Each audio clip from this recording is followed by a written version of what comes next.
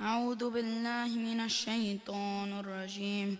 بسم الله الرحمن الرحيم. إذا وقعت الواقعة ليس لوقعتها كاذبة خافضة رافعة. إذا رجت الأرض رجا وبست الجبال بسا فكانت هباء منبثا وكنتم أزواجا ثلاثة فأصحاب الميمنة ما أصحاب الميمنة وأصحاب المشأمة ما أصحاب المشأمة والسابقون السابقون أولئك المقربون في جنة النعيم ثلة من الأولين وقليل من الآخرين على سرر موضونة متكئين عليها متقابلين يطوف عليهم ولدان مخلدون بأكواب وأباريك وكأس من معين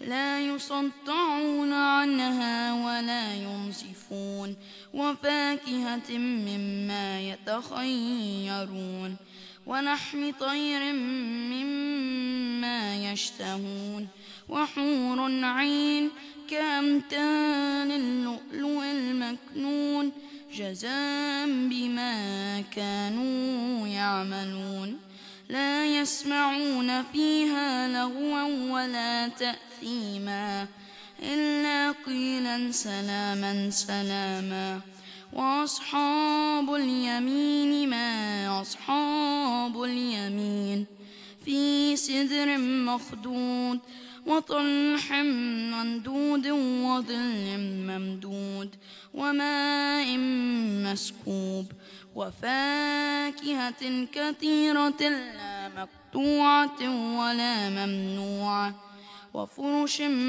مرفوعة إنا أنشأناهن إنشاء فجعلناهن أبكارا عربا أترابا لأصحاب اليمين ثلة من الأولين وثلة من الآخرين وأصحاب الشمال ما أصحاب الشمال في سموم وحميم وظل من يحموم لا بارد ولا كريم إنهم كانوا قبل ذلك مترفين وكانوا يصرون على الحنث العظيم وكانوا يقولون إذا متنا وكنا ترابا وعظاما أئنا لمبعوثون أو آباؤنا الأولون قل إن الأولين والآخرين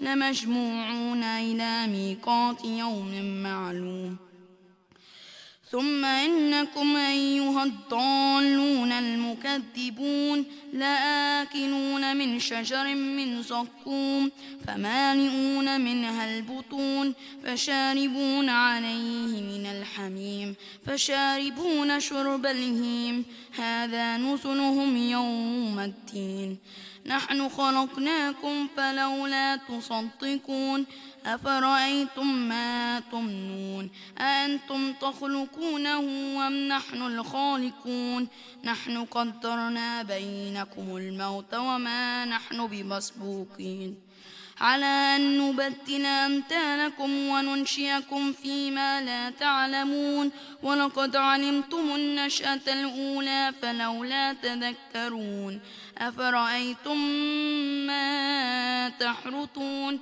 أأنتم تزرعونه أم نحن الزارعون لو نشاء لجعلناه حطاما فظلتم تفكهون إنا لمغرمون بل نحن محرومون أفرأيتم الماء الذي تشربون أأنتم أنزلتموه من المزن أم نحن المنزلون لو نشاء جعلناه أجاجا فلولا تشكرون أفرأيتم النار التي تورون أأنتم أنشأتم شجرتها أم نحن المنشئون نحن جعلناها تذكرة ومتاعا للمقوين فسبح باسم ربك العظيم.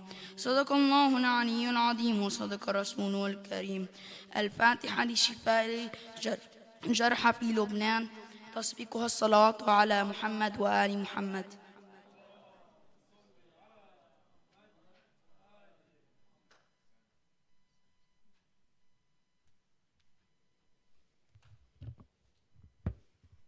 أفلح من صلى على محمد وآل محمد.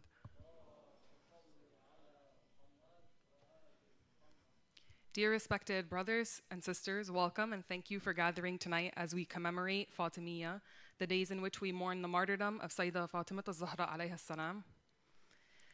Fatimiyah is not only a time of grief but a reminder. Sayyidah Fatimah alayha salam stood for justice when others remained silent. She defended the message of the Prophet, peace be upon him, when truth was abandoned. Her life teaches us that spirituality is not only prayer and worship, it is courage, loyalty, and sacrifice for what is right. Tonight, we remember her pain, her strength, and her legacy. Our program will proceed as follows: a lecture by Sheikh Dr. Sadiq titled Different Perspectives, followed by a majlis with Brother Ayman Mallah, and closing with a latmiya by Brother Jamal Tarhine.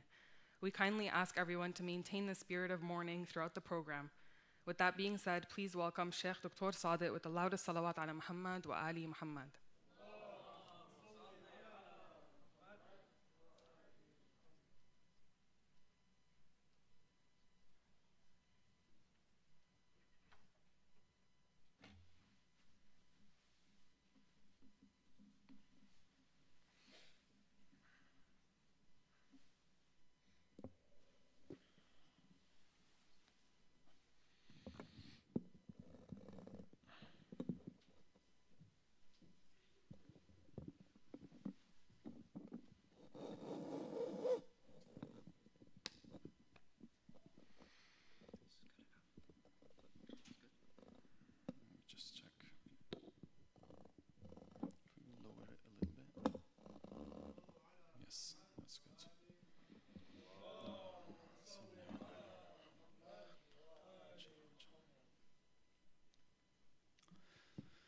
أعوذ بالله من الشيطان الرجيم. بسم الله الرحمن الرحيم، والصلاة والسلام على أشرف الخلق وأعز المرسلين سيدنا وحبيب قلوبنا أبي القاسم المصطفى محمد. اللهم صل على محمد وآل محمد وعلى آله الطيبين الطاهرين المعصومين، سيما قائمهم صاحب العصر والزمان، أرواحنا لتراب مقدمه الفداء، واللعن الدائم على أعداء الله أجمعين إلى قيام يوم الدين. رب اشرح لي صدري ويسر لي أمري واحلل عقدة من لساني يفقه قولي. السلام عليكم جميعا ورحمة الله وبركاته.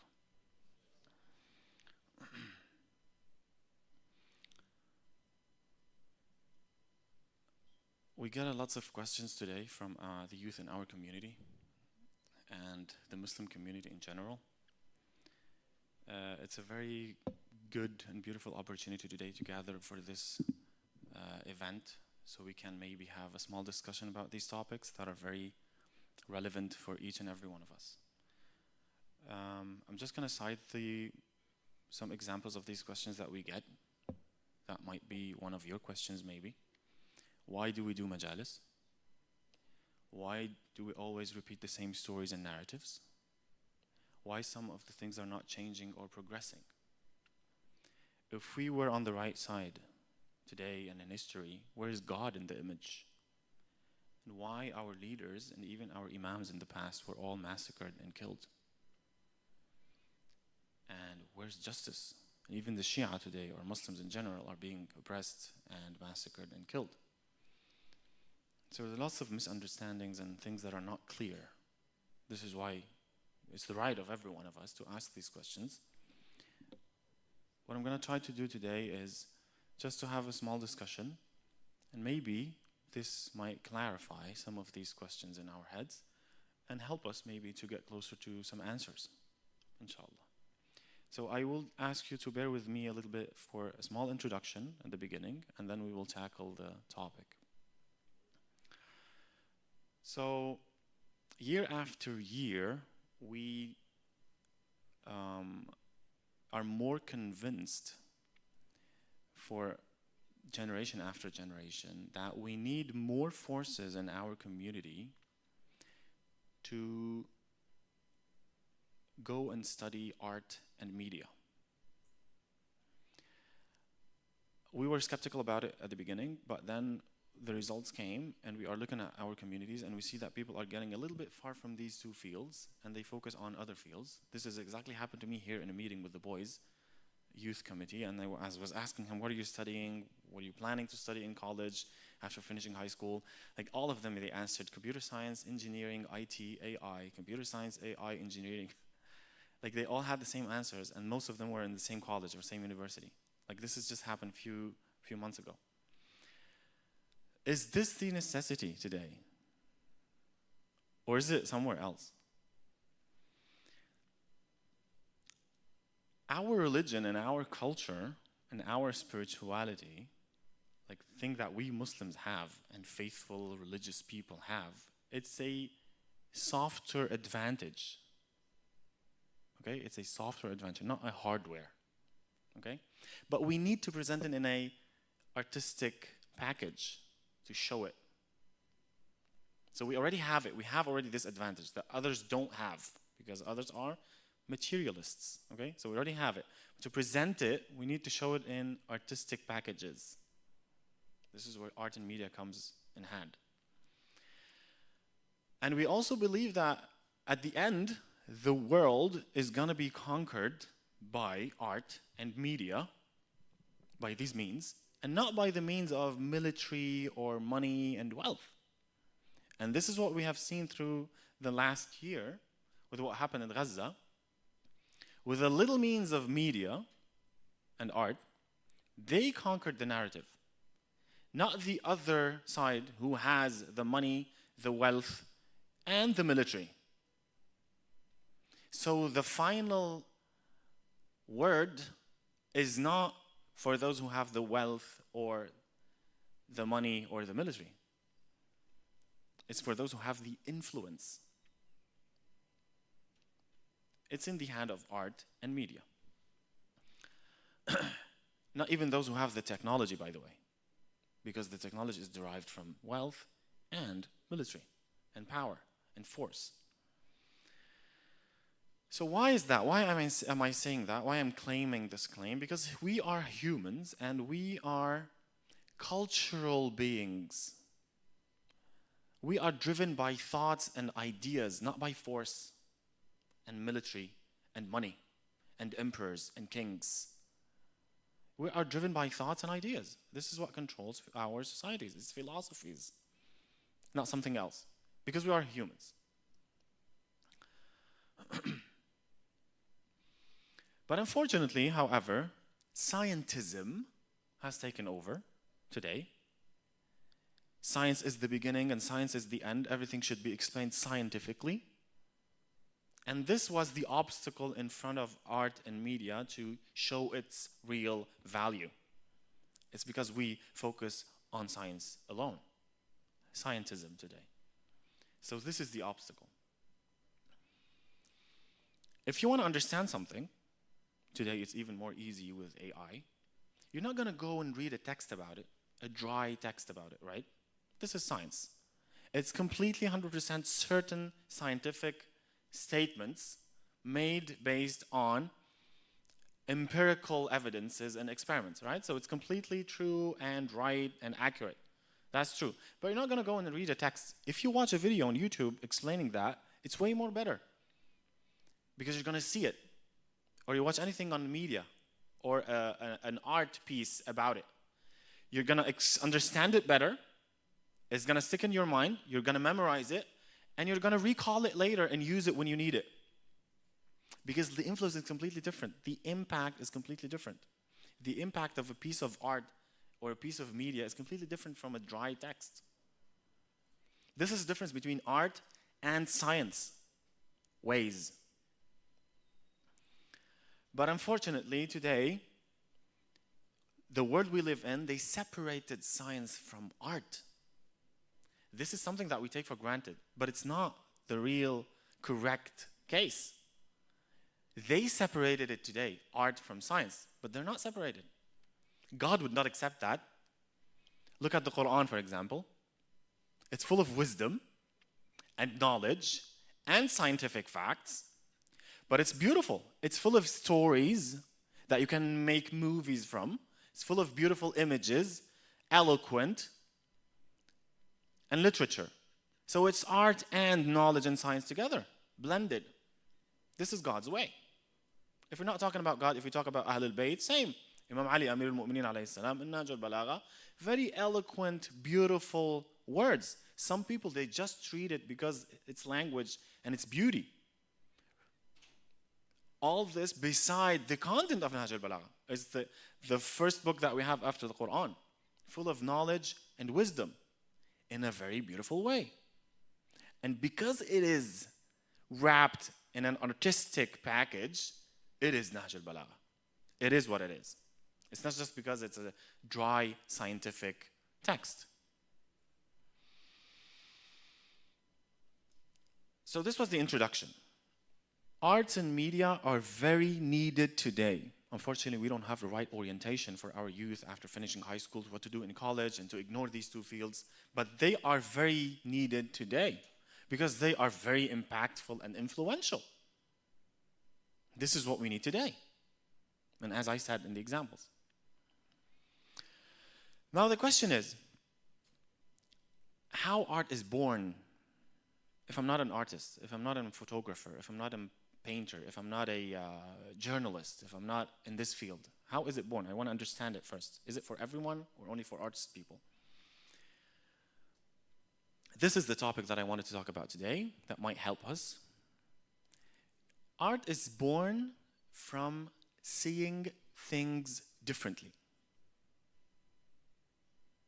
from having different perspectives, from looking at things from a different angle. This is how art is born.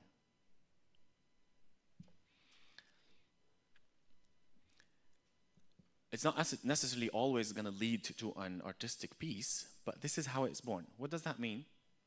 I'm not saying that you need to look correctly to be an artist or to see art. No. You have to look differently. Because if you look differently, if you look with a different perspective, if you change the angle how you see this phenomenon or this story or this event, it might lead you to see it correctly. I'll say it again. If you have the skill and the potential to look differently, it might lead you to the correct view, not the other way around. So we're not asking you to look correctly, because there's a lots of point of view, a lots of angles that we can look from, but you need to be able to look differently to look correctly. For example, instead of just sitting down right now and talking about a story, let's zoom out. Let's add some context to it. Let's look at the backstory of it. It's going to change everything. It's going to change the story. This is how you look differently. This is how you change your perspective. This is how you look from a different angle. It's the same story, huh? If you see this in Hollywood movies today, like you have a Spider-Man movie or a Superman movie or a Batman movie, and then they make another Batman movie, and then another Superman movie, and another Batman movie. It's the same hero, the same story, but they're going to tell it differently, from a different angle, with a different perspective. They're going to focus on this personality this time, for example, or they're going to talk about the parents of Superman, the history of it, or they're going to go in the future. And then movie after movie after movie. And in a few years, they're going to have another movie about Superman. And then another movie about Superman. So they're not repeating. And you're still going to cinema to watch the movie. And it's still breaking records in box office. So what's the secret? It's the same story. We all know it. Or Snow White. Or any other story that you watch in Hollywood. This is how they do it. It's art. It's media. Just change the angle. Change the perspective, see it from another angle, and it's still beautiful. It's even maybe beautiful than the other one, the previous one, and it's still impactful, still influential, but it's the same story. It's not boring. They're not repeating it. You just see it from another different angle.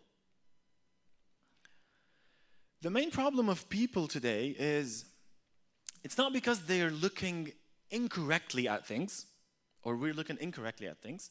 It's because we're not able to look from a different angle. We're not able to look from a different perspective. And if we do this, our looking is going to become ordinary. So I'm not going to be able to change it. I'm not going to be able to see differently. I'm not going to be able to look at things from a different angle. And this is dangerous. Our imams encouraged us to practice this. When, for example, they were passing beside, one of the followers asked the Imam As-Sadiq, I think, what determines a great soul or a great man, a noble man? Imam asked him, what do you think is a great man? What do you think is a great soul? So Imam just wanted to ask him first to know his answer. He said, well, Imam, I think that a great soul is someone, if you offer him a blessing, a ni'mah from Allah subhanahu wa ta'ala, he's going to thank. And if you don't offer him a blessing, he's going to stay patient. This is someone who has like a great soul and a great personality. This is a good man. You know what the Imam said? He said, this is just a normal dog that lives in Medina. He is the same way. If you give him something, he's going to thank you. If you don't give him anything, he's going to be patient. So are you telling me that a great soul of a human is the same level as an animal? For us Ahlul Bayt, you know what a great soul is? If you offer him a blessing or a ni'mah, he's going to give it all. Self-sacrifice. And if you don't offer him anything, he's going to thank. This is something unique and special for humans. Have you ever thought about it this way? Have you ever seen it from this angle? It's the same characteristic, to be a good man. But it's a completely different story. Beauty is multi-dimensional. Reality is the same. Reality is not just one linear reality. It's multi-dimensional, multi-sided. So it cannot be described by a scientific statement, linear scientific statement. It's like the jewel, like the diamond. It has many angles, right? From whatever angle you look at the diamond, it's still beautiful, still shining. The same diamond, but you can look at it from different angles. It doesn't mean that I only have to look at the diamond from the front, from this angle. No. Whatever you look at the diamond, it's still the same diamond, same beauty. Beauty is multidimensional. Or when you send a photographer, can you please take a look of this view? It's very beautiful. And then you want to make it the best picture that he has ever done. Where do I start? Do I take a picture of the sun, of the mountains, of the snow, of the trees, of the sea? It's all beautiful. It's nature. Every artist is going to look at it from his own angle. All is beautiful. It doesn't mean that we have to look from one angle only. This is how artists look. But if you go to science, if you go to ancient Greek, the first philosophers, how they defined a human being scientifically, their definition was, a human is a rational animal. So science, this is how science defines a human. He's a speaking animal or a thinking animal, a rational animal. So he's an animal, but he thinks and he speaks. Other animals don't. This is scientific definition of a human. Purely scientific and ugly. What God's definition of human is, Khalifatullah, vicegerent. This is a translation of Khalifa, the representative of God. Look how beautiful this is, how ultimate this is. This was the same in the past, same definition of a human. It is still today, and it can stay be the same definition of human in the future. Eternal definition of human, and a beautiful definition of human. It's not scientific. Seeing things differently, having different perspectives, looking from different angles is a skill. It's a power to have, or at least to practice to have. Those who have an unclear vision, it's because they lack this power of seeing things differently. You are confused about some of the things. You don't understand some of the things, or some of the stories, or some of the facts, because you still don't have the ability to look at them differently. Example, some of people think that religion steers a person to think one way, fixed perspective. That's it. That's what I've been taught. That's what my parents told me. This is how I read about religion, and that's it, period. Not more, not less. Wrong. Religion is not like that at all. Because if it's this way, so it's an ancient religion for 1400 years ago, and it's over. It's not up to date. And it's not the case. And I will prove it to you. Why a dog is najis? Because it's dirty, because it has bacteria and microbes, because God said it. You can have many explanations, right? And it's a religious thing. We're talking about najasa, right? Have you ever looked at it from another point of view? From another perspective? Do you know why dog is najis? Because it's loyal.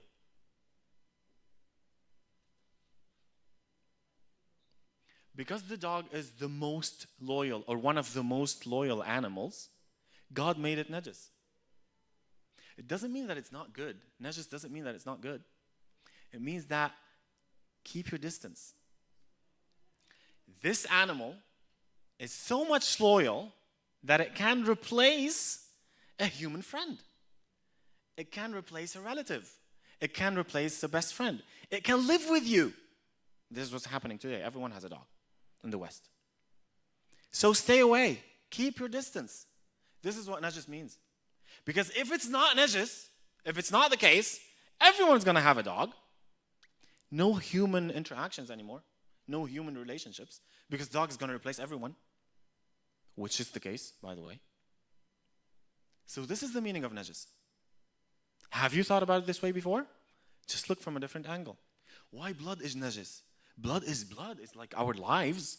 We donate blood to people so people can survive. Blood is our life. It doesn't mean that blood is dirty or blood is not good. It means that dealing with blood is very serious. So keep your distance. Blood is not water. Because if blood is not najis, it's like water. So imagine how people is going to deal with blood. Why a kafir is najis? My friend, he's Sikh, or he's like atheist, and we work in the same workplace. We're getting these questions a lot this period. Or we are in the same school. Sometimes we have to gather and eat together, or shake his hand and his hand is wet. Or the delivery guy comes to our house and it's raining, so the package is wet and his hands are wet, so the package is najis. How can I open it? Sheikh, can you make it easier for us? It's very complicated today.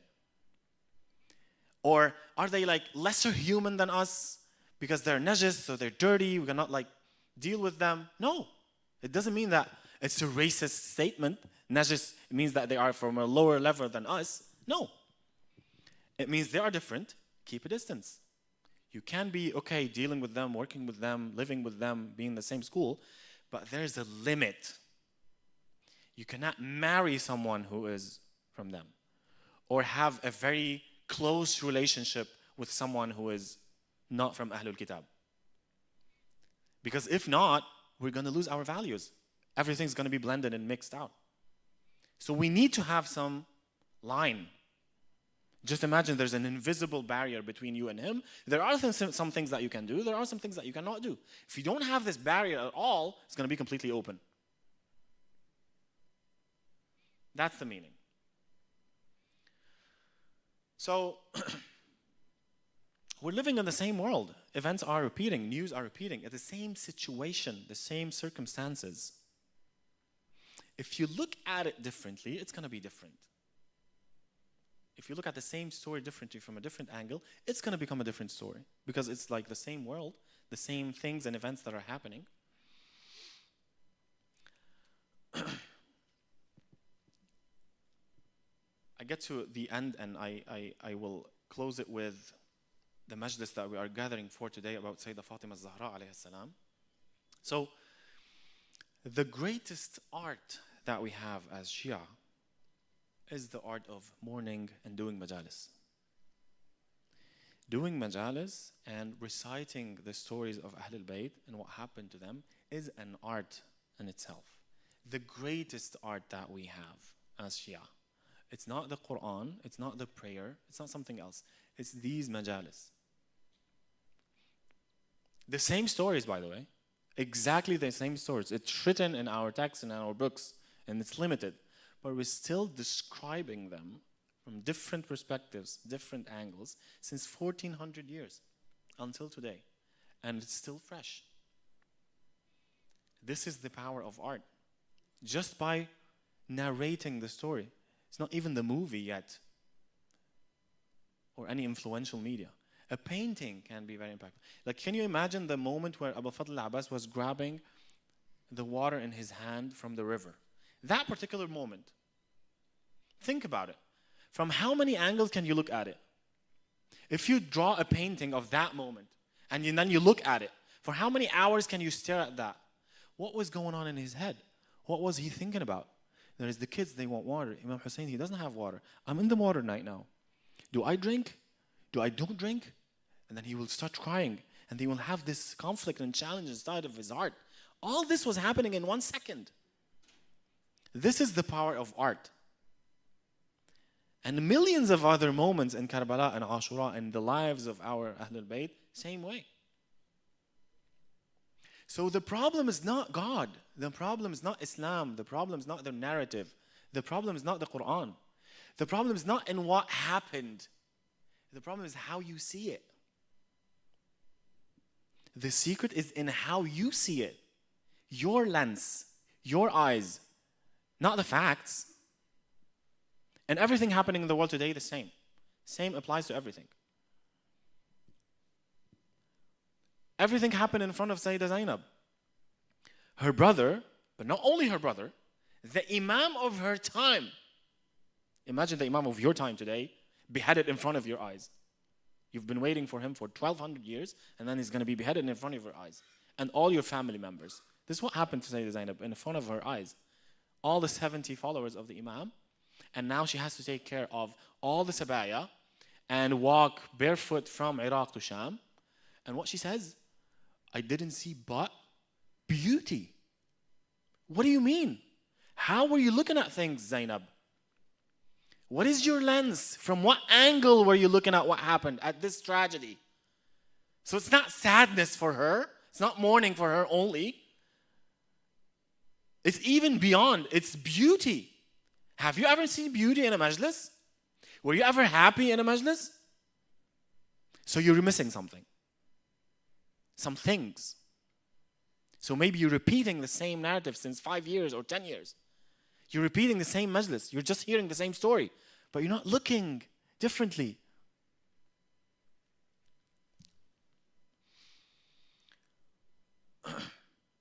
Listen, in religion,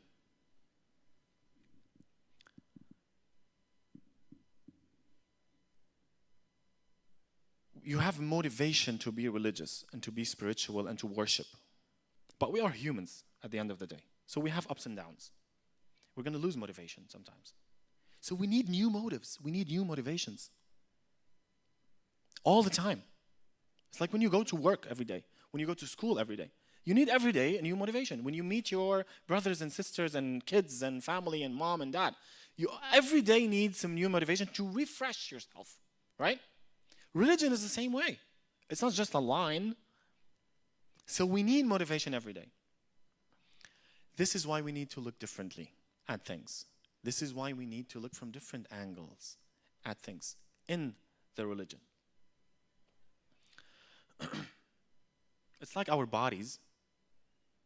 When you want to refresh your body, you go to sleep. This is your physical energy. So how do you refresh your soul? You wake up. Because soul is different from the body.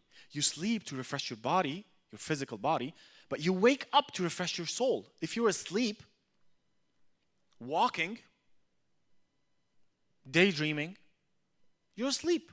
Your body's awake, your eyes are open, but you're asleep. Wake up your soul by looking.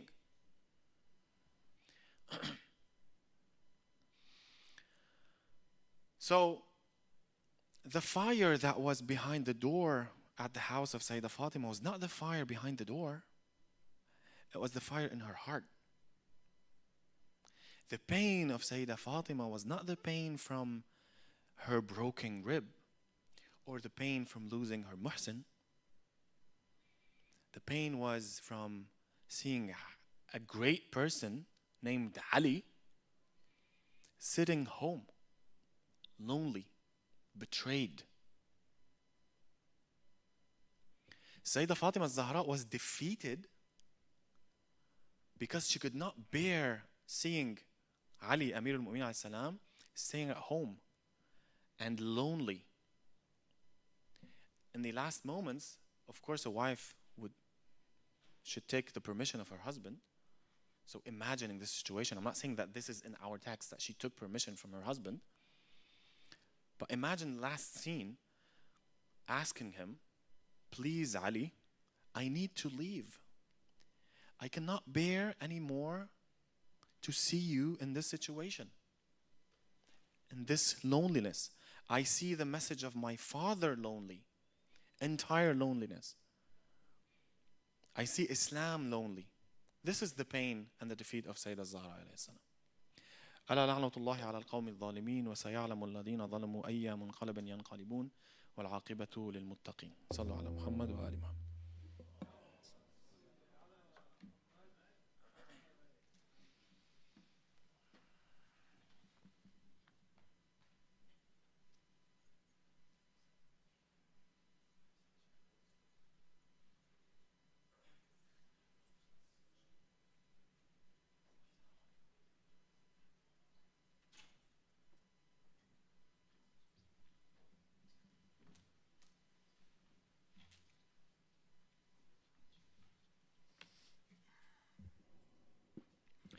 صلوا على محمد وآل محمد.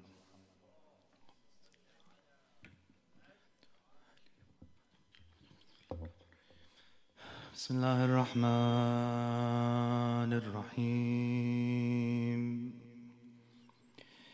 وبشر الصابرين الذين إذا أصابتهم مصيبة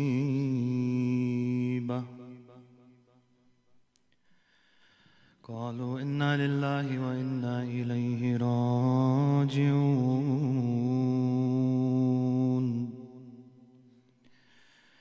أعظم الله أجورنا بمصابنا بالحسين عليه السلام، وجعلنا وإياكم من الطالبين بثاره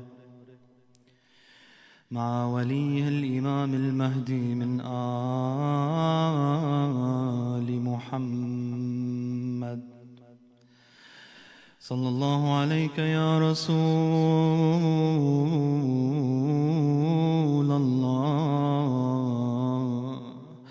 صلى الله عليك وعلى آل بيتك المظلومين، صلى الله عليك يا أبا عبد الله. Peace and blessings be upon the Messenger of Allah. Peace be upon you and your oppressed progeny, the Ahl al-Bayt. Peace be upon you, my master Abu Abdullah al-Husayn, and upon your oppressed mother Fatimiyah.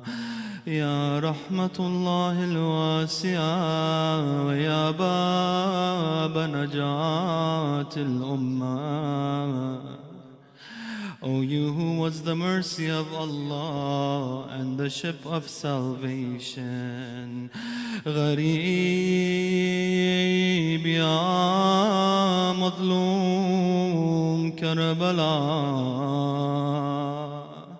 يا ليتنا كنا معكم سيدي فنفوز والله فوزا عظيما. We wish we were with you so that we may have fought between your hands and gained martyrdom. سكني روعا النفوس وامسحي فوق الرؤوس يا زهراء. It had only been a few hours or a few days after the passing of Rasulullah. A group from the nation of Rasulullah had backstabbed Imam Ali, and they had selected someone else as a successor, as a ruler of the Muslim territories. Imam Ali alayhi salam did not want a civil war because Islam was not ready, but he did not pledge allegiance. He chose to stay in his house, but these people were in need of Imam Ali's allegiance alayhi salam. They came to his house multiple times, and Imam Ali did not go with them. They then went back to the Caliph and to his companion and informed him, Ali is not coming out. The companion of the first Caliph chose to come to the house of Ali. He was angered by Ali's decision alayhi salam. He told his companions, carry logs of wood with you. They brought the logs of wood and they placed them around or beside the house of Ali and Fatima. The tradition says that at this point, no one was in the house other than Ali and Fatima and Hassan and Hussein and Fudda.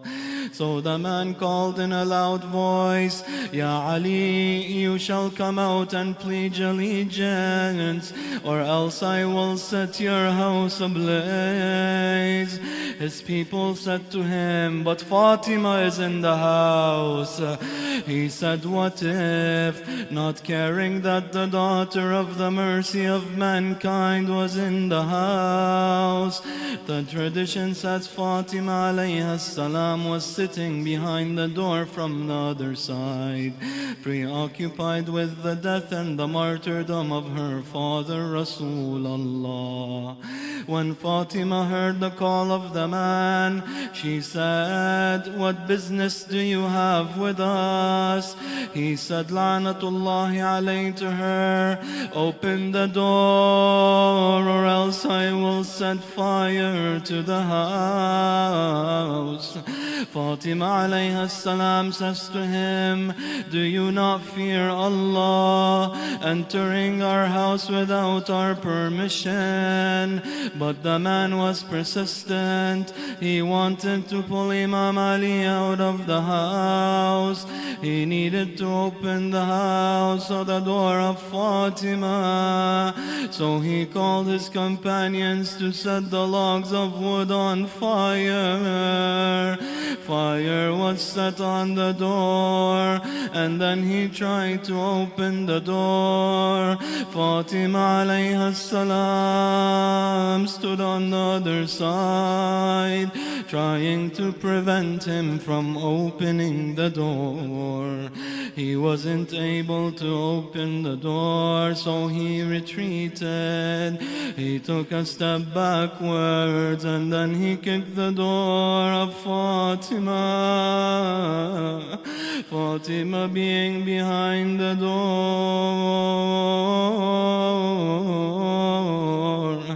And what happened next happened. يقول ذلك الرجل: أحسست بالزهراء بين الحائط والباب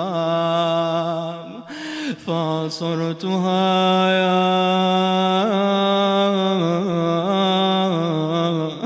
فأنت أنتان عليها السلام، فأسندت ظهري إلى الجدار ورجلي إلى الباب وصرت أعصرها حتى سمعت صوت أضلاعها تتكسر وهي تستغيث وتنادي: أبتا يا رسول الله، انظر ما صنع بي من بعدك.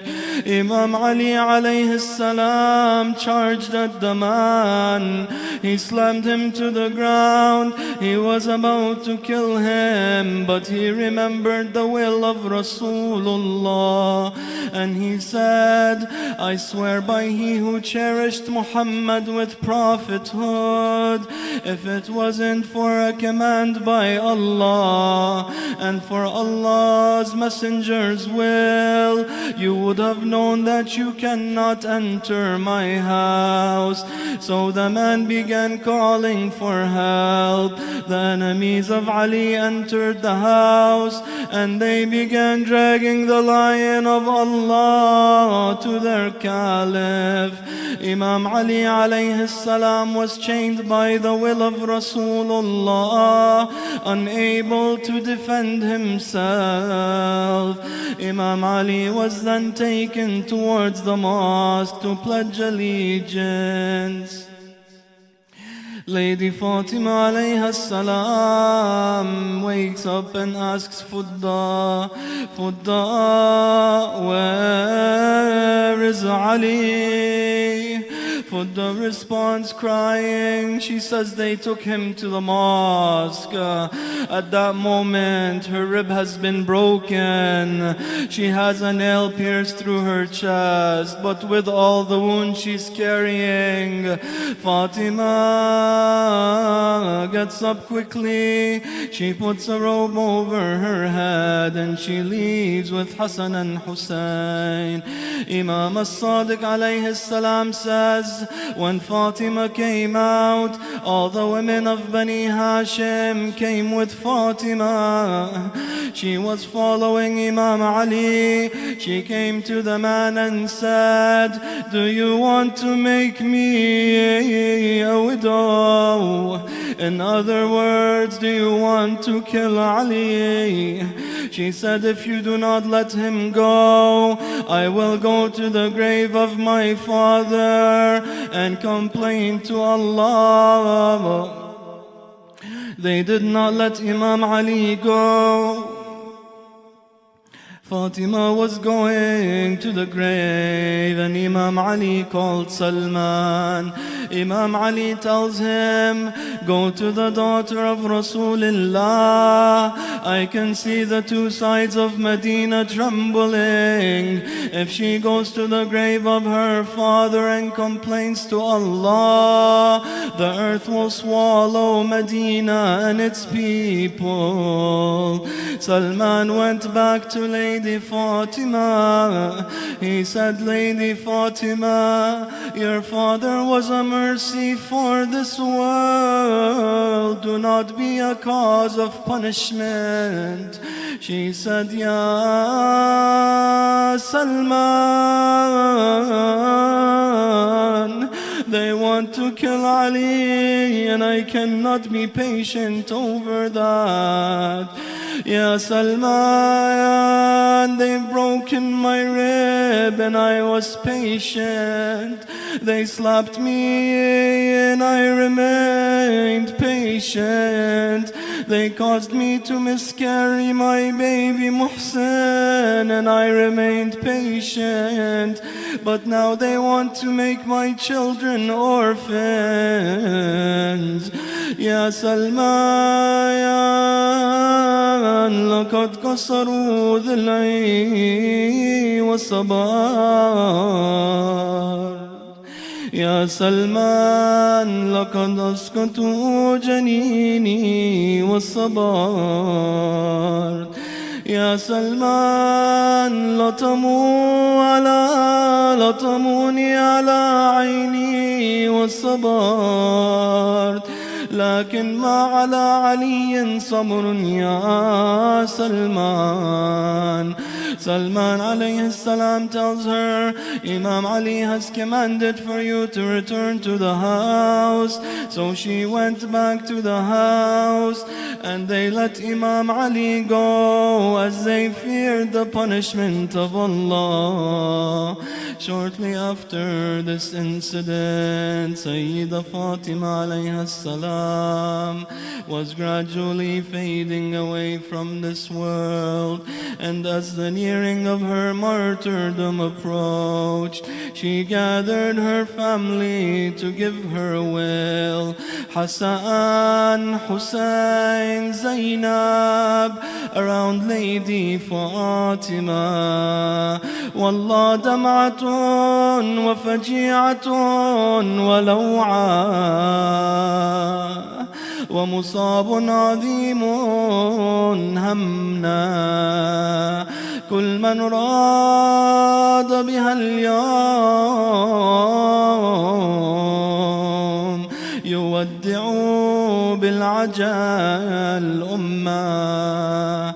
Imam Hassan came to Lady Fatima, weeping, saying, life without you is worthless.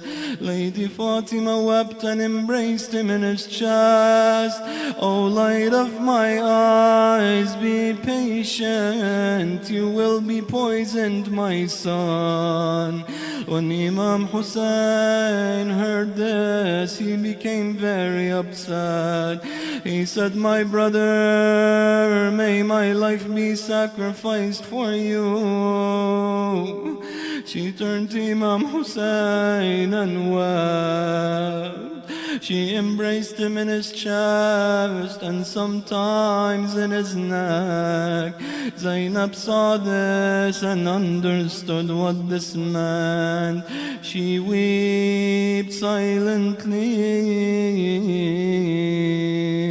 Sayyida Fatima turned to Zainab. O light of my eyes, do not cry.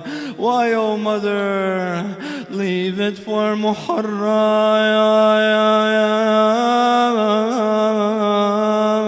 my daughter, leave it. قالت يا نور العين كاف دموع يا زينب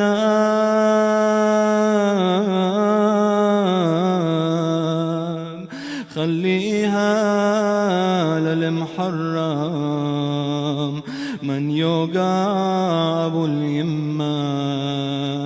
يا زينب, they will hit you and set your tents on fire. Children will be orphans running to you for safety. They will take you prisoner to Kufa and Sham. Lady Fatima alayhi salam then told Imam Ali, when I die, bury me in the secrecy of the night. And on the day of her shahada alayhi salam, she told Asma, I'm going into my chamber. I'm going to read Quran. If you don't hear me reading anymore, then know that I have left this world. Asma says, I was listening to Lady Fatima recite, and gradually her voice faded away. I called Ya al-Hasanain, she didn't reply. Ya Zawjata Amir al-Mu'mineen, she didn't reply. O daughter of Rasulullah, she didn't reply. I entered the chamber, She was lying down covered, and she had departed from this world. Moments later, Imam Hassan and Imam Al-Hussein entered the house. They were asking for their mother. They felt something was wrong. They entered the chamber and saw Lady Fatima.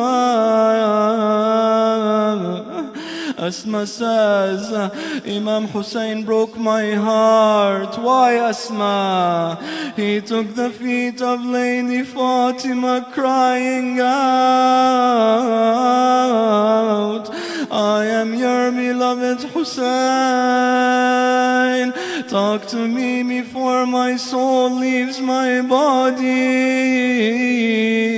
Yumma ana azizuk al-Hussein.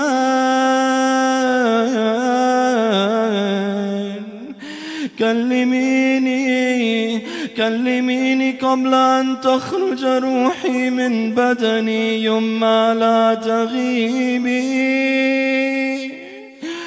همني يا يما عليا.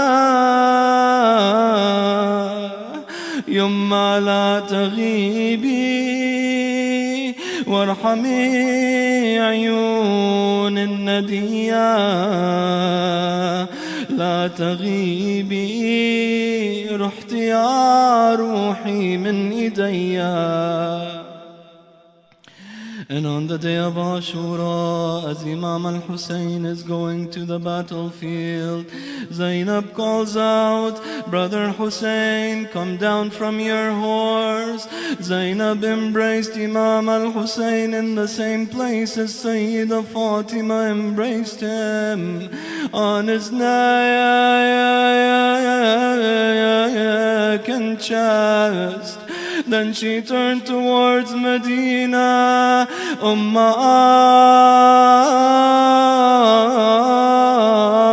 لقد أديت الأمانة. قال الحسين عليه السلام أخيا وما هي الأمانة؟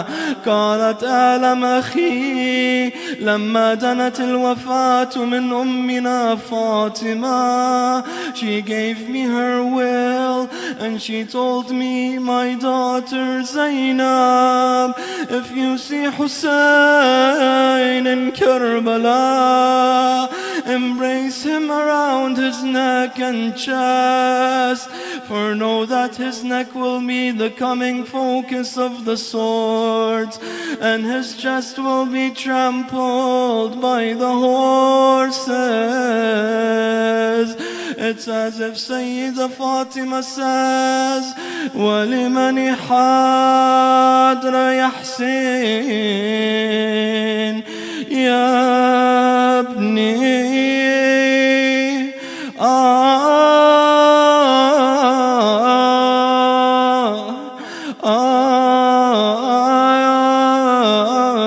يا من رأيت ذباحك ذبحني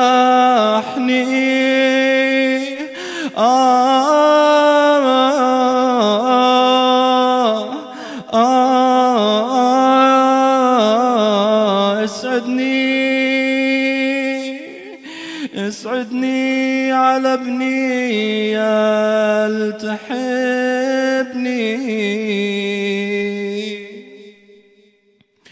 أنا الوالدة والقلب لهفان, ودور عزب حسين وين ما كان. يضرم النار بباب دارها وآية النور على منارها, وبابها باب النبي الرحمة وباب أبواب نجاة الأمة. لا حول ولا قوة إلا بالله العلي العظيم. وسيعلم الذين ظلموا على محمد أي منقلب ينقلبون والعاقبة بالمتقين. اللهم إنا ندعوك بأحب الخلق إليك محمد وعلي والفاطمة والحسن والحسين والتسعة المعصومين من ذرية الحسين. عجل ولي عجل فرج صاحب الزمان. O Allah, we ask you to hasten the reappearance of Sahib al-Zaman. Make us from his sincere followers and supporters. O Allah, protect the Imam of our time. Protect the mu'mineen and mu'minat. Our scholars, protect them from the enemies. Grant us the privilege of serving Ahl al-Bayt.